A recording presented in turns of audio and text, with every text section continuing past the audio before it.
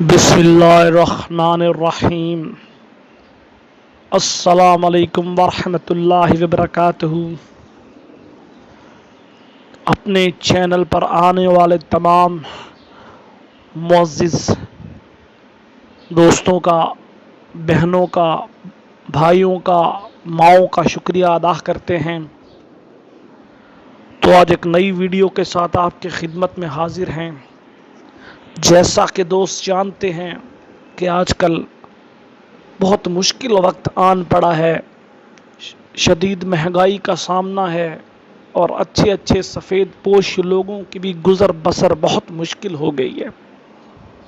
تو حالات کا تقاضا ہے کہ دوستوں کو نبی اکرم صلی اللہ علیہ وآلہ وسلم کی زندگی میں سے وہ چیزیں بتائی جائیں جو کہ اس مشکل دور کو، اس تنگ دستی کے دور کو، جو مہنگائی کے دور کو کچھ کم کریں، ہمارے مسلمان بھائیوں کے لیے، مسلمان بہنوں کے لیے آسانی پیدا کریں۔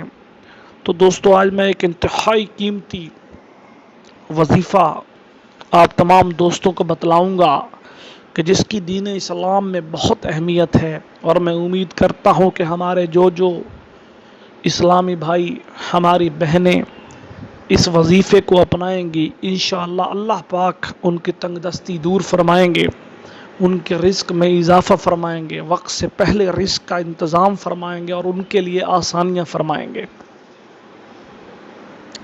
تو وظیفے کی طرف چلتے ہیں۔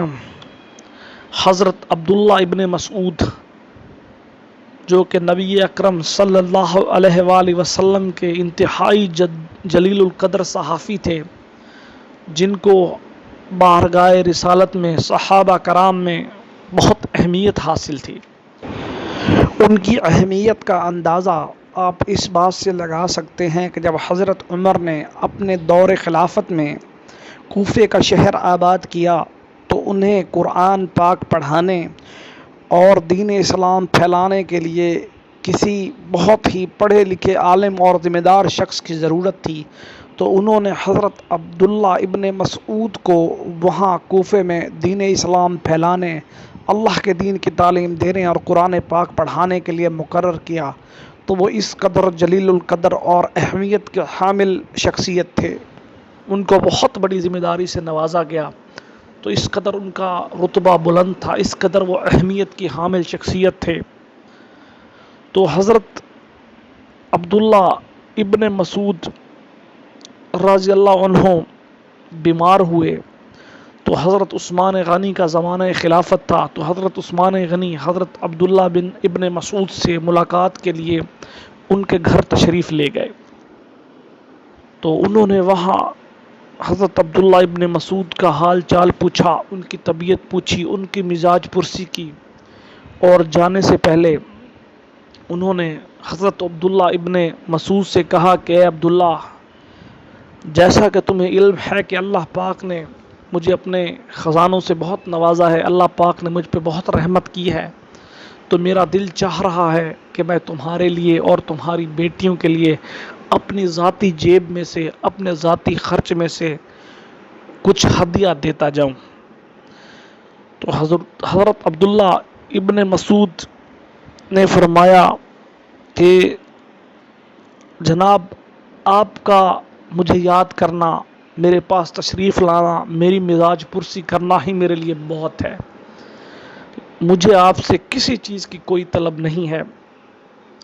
اور انہوں نے کہا کہ مجھے نبی اکرم صلی اللہ علیہ وآلہ وسلم نے ایک وظیفہ عنایت فرمایا تھا جو میں بھی پڑھتا ہوں اور میری بچیاں بھی پڑھتی ہیں، اور اللہ تعالی ہمیں وقت سے پہلے ہی نواز دیتا ہے، ہمارے جو ہے ضروریات کا وقت سے پہلے ہی انتظامات اللہ میاں کر دیتے ہیں، ہمیں کسی سے مانگنے کی یا کسی کے آگے ہاتھ پھیلانے کی ضرورت نہیں پڑتی۔ تو وہ حضرت عثمان غنی جو دینے کے لیے تیار تھے، اب وہ لینے والے بن گئے۔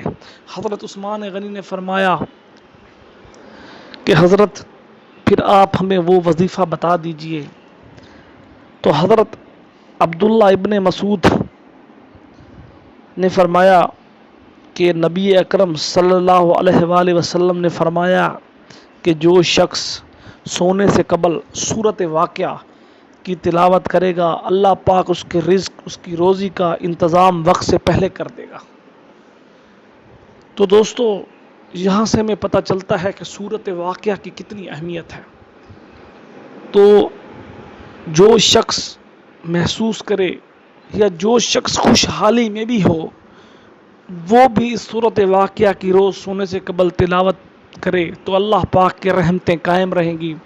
وہ لوگ جو تنگ دستی میں ہیں، جن کے حالات تنگ ہیں، جن کے رزق کشادہ نہیں ہیں، اللہ پاک ان کا رزق کشادہ کرے گا، اللہ پاک ان کے لیے بہترین رزق کا انتظام کرے گا۔ تو اسی لیے تمام حضرات اور میری بہنیں کوشش کیجئے کہ سونے سے قبل سورت واقعہ کی تلاوت کر لیجئے۔ اس کی تلاوت گھر کا ایک فرد بھی کر سکتا ہے یا سارے بھی سونے سے قبل کر سکتے ہیں۔ تو انشاءاللہ اس مشکل دور میں اللہ پاک آپ کے لیے آسانیاں پیدا کرے گا، آپ کا رزق کشادہ فرمائے گا، وقت سے پہلے رزق کا انتظام فرمائے گا۔